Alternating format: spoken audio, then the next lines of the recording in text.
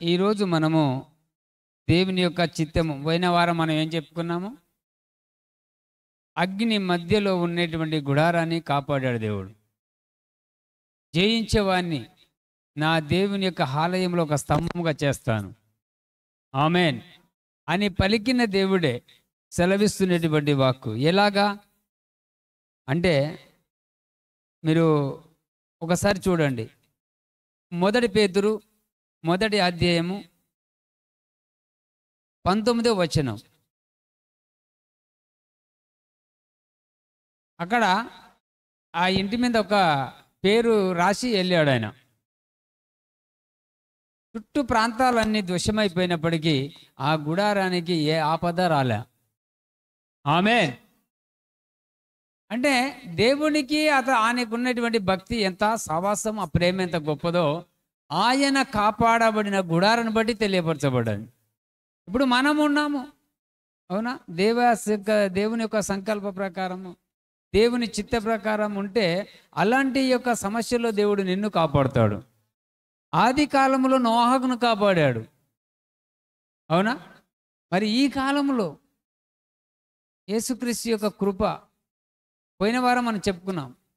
మరి ఎలా అంటే మీరు ఒక మాట చదవండి, 1 పేతురు 1వ అధ్యాయము 19వ వచనంలో.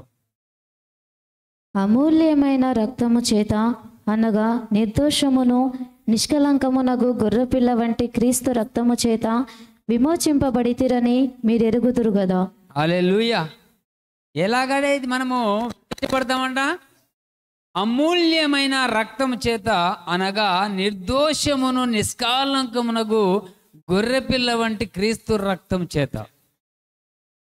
ఏ రక్తం చేత నువ్వు విమోచించబడ్డావు? గొర్రెపిల్ల వంటి క్రీస్తు రక్తం. ఎందుకంటే ఆయన చిత్తము ఎలాంటిదో ఒక్కసారి రుచి చూసి తెలుసుకున్నాం. ఈ రుచి చూసినటువంటి మనము మళ్ళీ వెనుకకు లాగుతున్నటువంటి సమస్యలకి కానీ, ఆలోచనలకి కానీ, స్నేహితులకి కానీ మనం వెనకకు ఎప్పుడు పోవద్దు. ఎందుకంటే అమూల్యమైన రక్తము, అవునా, అది నిర్దోషమైన, ఏ కలకం లేదు ఆ రక్తంలో. ఆయన రక్తంలో ఎలాంటి మచ్చ, డాగు, ఏ కలంకము లేదు. అమూల్యమైనటువంటి రక్తం, అది నిర్దోషమైనటువంటి రక్తము, అవునా?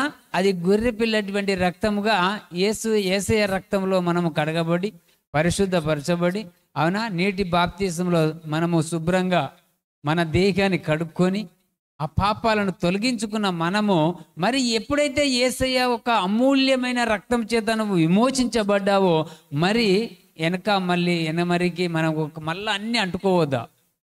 కడగబడిన నువ్వు కడగబడినట్టుగా ఉండాల. ఇలాంటి వారికి దేవుడు ప్రకటన గ్రంథం ఒక మాట అంటుంది. 3వ అధ్యాయము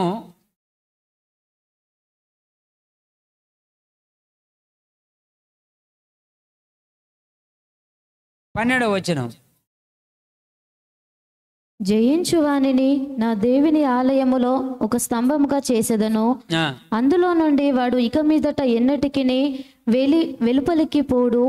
మరియు నా దేవుని పేరును పరలోకములో నా దేవుని యుద్ధ నుండి దిగివచ్చుచున్న నూతనమైన యెరూషలేమును నా దేవుని పట్టణపు పేరును నా క్రొత్త పేరును వాని మీద వ్రాసేదను. హల్లెలూయా.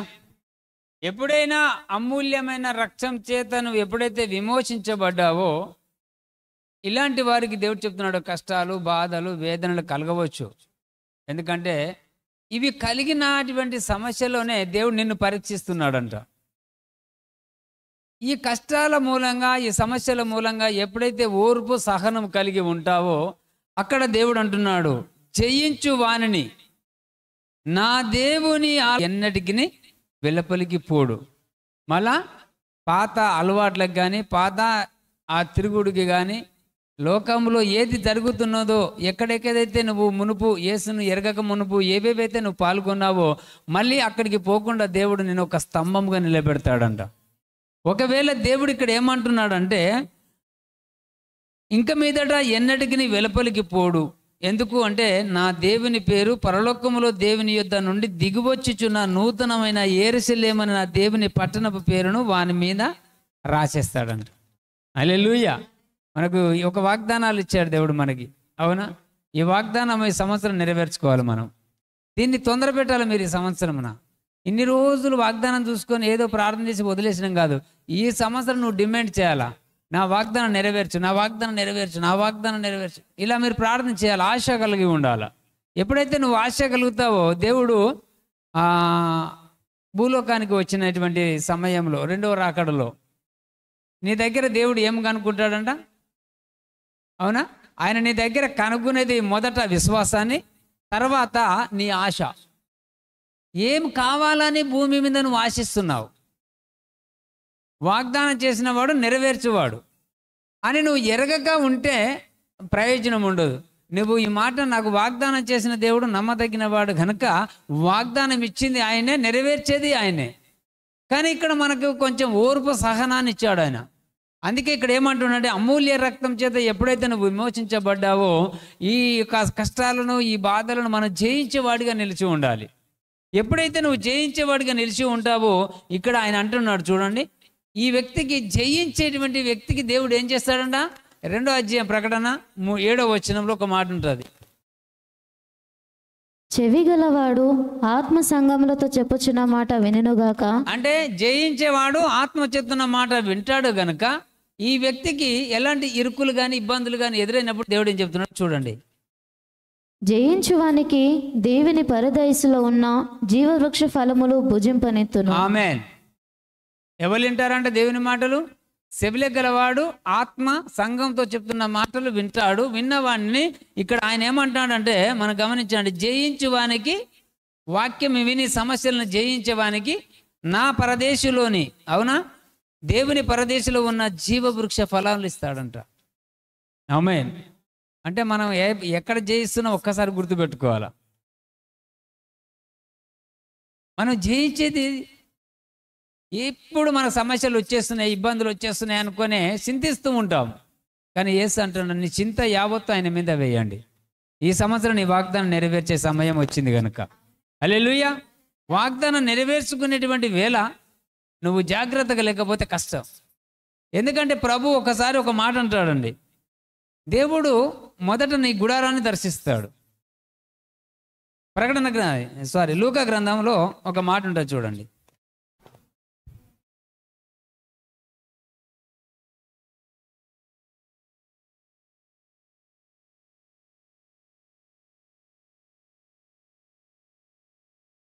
లూకా 12:19 40వ వచనమా 41.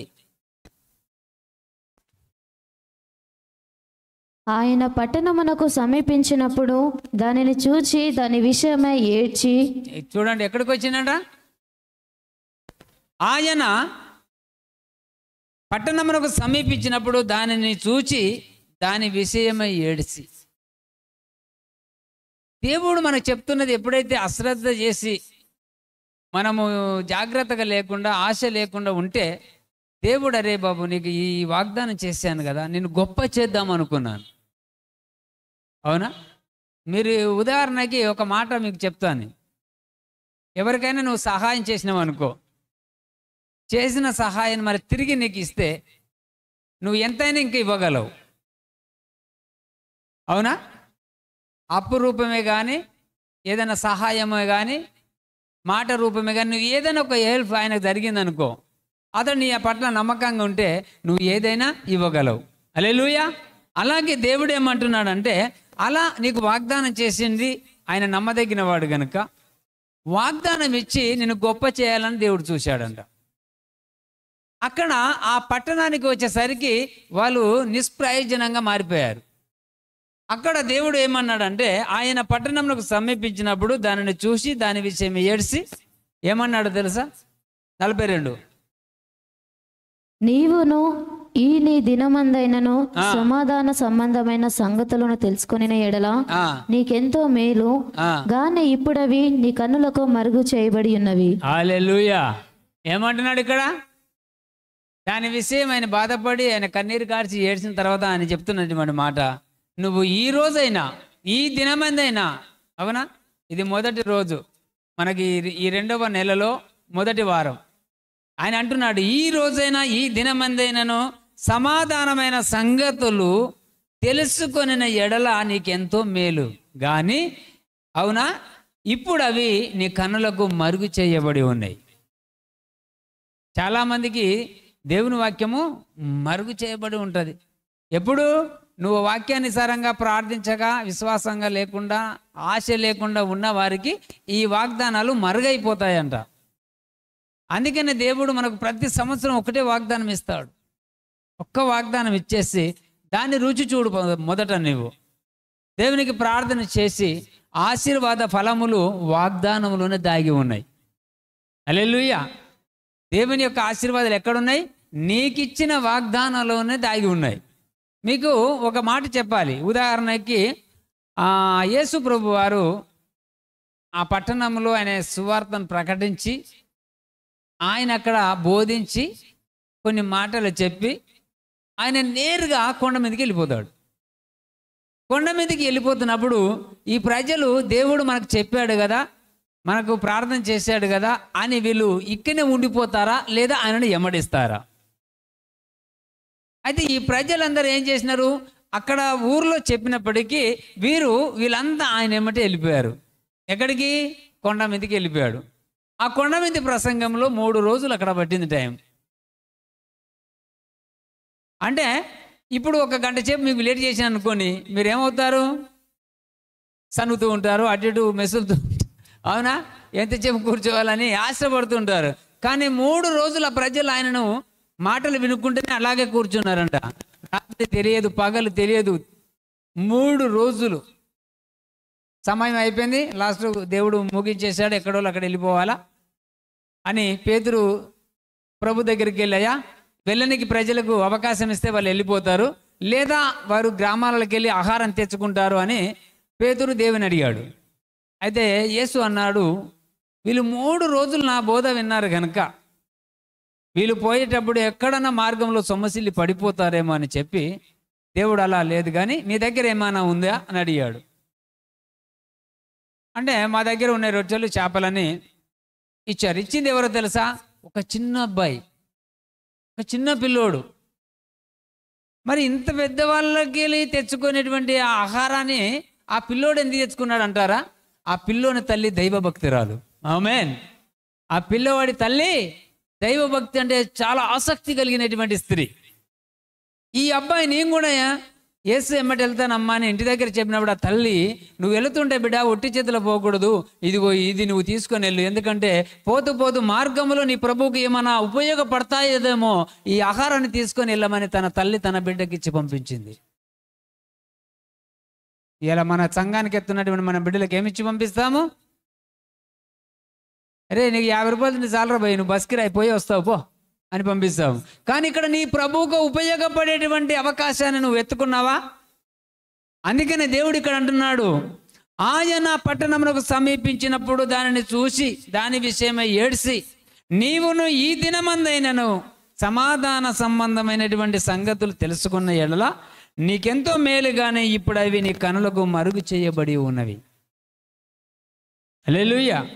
ప్రియమైన దేవుని వారలారా, మనం విన్న దాన్ని బట్టి నువ్వు ప్రార్థన చేయి. 1 నెలలో నీ జీవితం మారపోతుంది నన్ను అడుగు. విన్న ప్రతి వాక్యానికి నువ్వు విరుద్ధంగా కాకుండా లోబడి నెలకి 4-5 వారాలు వస్తాయి. 5 వారాల్లో విన్నది నీ హృదయంలో పెట్టుకొని నెమరవేసుకుంటూ ఉండు. నెమరవేసుకుంటే అర్థమైంది, విన్న దాని కొరకి ప్రార్థన చేయడం, ఆసక్తితో ఆ దేవుని అడగడము. ఎప్పుడైతే నువ్వు ఇలాగ దేవుని నామంలో నువ్వు ఎప్పుడైతే ప్రార్థనలో అడుగుతూ ఉంటావో ఆయన ఇచ్చిన వాగ్దానానికి ఆయన నెరవేర్చుటకు సమర్థుడై ఉన్నాడు. ఆమేన్. ఇచ్చిన వాగ్దానము నెరవేర్చుకోవడం ఆయన్నే, అది మనతోని కాదా పని. ఈరోజు గుర్తుపెట్టుకోవాలా. అంటే ఎప్పుడైతే ప్రభువారికి ఉపయోగపడతామో మనము, అప్పుడు సమస్తము మనకు కొరకు కాచుకొని ఉంటాయంట. ఎందుకు? ఎప్పుడు దేవుడు నిన్ను ఆశీర్వదించాలని చూసి ఆ పట్టణానికి వచ్చినాడు. ఆ పట్టణ విషయం చూస్తే సొదొమ గొమొర్రా ఎలా ఉండే ఆ రోజు? దేవుడు ఎందుకు ఆ పట్టణాన్ని పాడు చేశాడు అంటే దేవునికి విరోధంగా ఉన్నారు గనక ఆ పట్టణం వేర్లతో, కుక్కుడు వేర్లతో పెగిలించబడిపోయింది. అక్కడ ఒక నీతిమంతుడైన లోతు ఉన్నప్పుడు అతనే దేవుడు పంపించాడు బయటికి. నోహ కాలంలో జలప్రలయంలో నోహను తప్పించాడు. అగ్ని యొక్క ఆ సొదొమ మీద కురిపించబడినప్పుడు లోతును తప్పించాడు. అవునా? మరి ఈరోజు మనం జ్ఞాపకం చేసుకుంటే, ఆనాడు దానియేలు కాలంలో సింహముల బోన్లైతే దానియేలును కాపాడాడు. షద్రక్ మేషక్ అబేద్నెగోలను అగ్నిలో వేస్తే వాళ్ళను కాపాడాడు. ఎందుకంటే వీళ్ళు ఆశతో ఉన్నారు, ప్రార్థన పరులు, జీవితంలో దేవునికే స్థానం ఇచ్చినవారు. లోకాశలకి, లోకర్ల వాళ్ళకి, లోక ధనానికి, ఈ సంపాదనలకు వాళ్ళు ఎప్పుడు తల వంచి అడగల. ఈరోజు దేవుడు నీకు చెప్తున్నటువంటి మాట, ఇలాంటి వాటిలో జయించే వానిని దేవుని యొక్క దేవాలయంలో ఒక స్తంభముగా చేసి ఆయన క్రొత్త పేరు రాసిస్తాడంట. ఆమేన్. ఆ రాయబడిన వ్యక్తి ఎవరైతే యేసయ్య నామాన్ని ధరించుకున్నావో మరి వారు ఎలపటికి పోడు, ఆడు ఎన్నడూ నశించలేడు. ఎందుకంటే ప్రియమైన దేవుని బిడ్డలారా, మీరు జ్ఞాపకం చేసుకోండి, ఈ రోజున దేవుడు ఒక మాట అంటాడు. 43వ వచనం, లూకా 19:43 అంటాడు, ప్రభువు నిన్ను దర్శించిన కాలము నీవు ఎరగకుంటివి గనుక. ఇక్కడ గుర్తుపెట్టుకోండి, దేవుడు నీ దగ్గరకు వచ్చినప్పుడు నువ్వు తెలుసుకోకపోతే, ఇక్కడ ఏమని రాశాడు? ప్రభువు నిన్ను దర్శించిన కాలము నువ్వు ఎరగకుంటివి గనుక నీ శత్రువులు నీ చుట్టూ గట్టు కట్టి అప్పుడు నీ శత్రువులు బయలుదేరతాడు. హల్లెలూయా. దేవుడు వచ్చిన సమయాన్ని నువ్వు గుర్తించకపోతే అప్పుడు నీకు శత్రువు బయలుదేరతాడు. అందుకనే ఈరోజు ఏమవుతున్నాడ? గర్జించే సింహం వల్లే బయలుదేరుతున్నాడంట. అంటే ఎక్కడ మనము ఎలా ఉన్నామో ఒక్కసారి గుర్తుపెట్టుకోవాలి. ఈ రోజున ఎవరు జయిస్తారు? ఎలా ఉంటే జయించాలా? వాగ్దాన ఫలం ఎవరు పొందుకుంటారు? దేవుడు మనందరికీ వాగ్దానాలు చేశాడు, ఒక్కరికి కాదు. అవునా? వాగ్దానం చేయబడినటువంటి ఆ గ్రంథమే మన చేతిలో పెట్టాడు ఆయన. ఈ రోజున ఆయన అంటున్నాడు, ప్రభువు నిన్ను దర్శించిన కాలం నువ్వు ఎరగకుంటివి కనుక శత్రువులను చుట్టూ గట్టి నిన్ను ముట్టడి వేస్తారు. అప్పుడు నేను ఇబ్బంది, కష్టాలు, బాధ, ఒకటిపోతే ఒకటి వస్తుంది. బ్రదర్, మాకి ఇలా కష్టాలు వస్తున్నాయి. ఎందుకు వస్తున్నాయి? దేవుడు నిన్ను దర్శించిన కాలం నువ్వు తెలుసుకోలేదు కనుక సమస్యలు పెరుగుతాయి, ఇబ్బందులు పెరుగుతూ ఉంటాయి. ఆర్థికంగా సమస్యలు అంటే దారిద్ర్యము, అప్పులు, ఇవన్నీ మొదలవుతాయి. అందుకని దేవుడు అంటాడు ఈరోజు ప్రకటన 3:12 ప్రకారం ఏం చేశాడు? మనకి జయించేవానిని దేవుని యొక్క ఆలయంలో ఒక సభ్యుడిగా, ఒక వ్యక్తిగా దేవుడు వాడుకుంటాడు. హల్లెలూయా. అయితే ఇక్కడ పేతురు ఏమన్నాడు తెలుసా? మీరు అమూల్యమైన రక్తం చేత నిర్దోషమును నిష్కాలంకమును గొర్రెపిల్ల వంటి క్రీస్తు రక్తం చేత విమోచించబడతారని మీరు ఎరగరా? ఏ రక్తంలో కడగబడ్డారు మీరు? క్రీస్తు రక్తంలో కడగబడి మరలా చూడండి, ఒక్కసారి నువ్వు కడగబడినాక మళ్ళా బురదలోకి తిరుగుతావు అంటే ఎవరు నిన్ను ఆపగలరు? అందుకనే దేవుడు అంటాడు ఈరోజు, పేతురు కూడా ఇంకొక మాట రాశాడు. ఏందో తెలుసా? 2వ అధ్యాయం 9వ వచనం,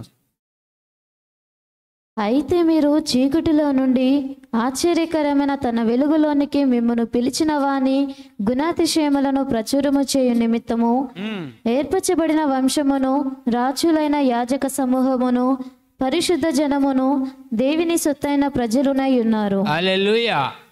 ఇప్పుడు చీకటిలో నుండి ఆశ్చర్యకరమైనటువంటి తన వెలుగులోనికి మిమ్మల్ని పిలిచిన వాని యొక్క గుణాతిశయములను ప్రచురం చేయు నిమిత్తము ఏర్పరచబడిన వంశం అంట.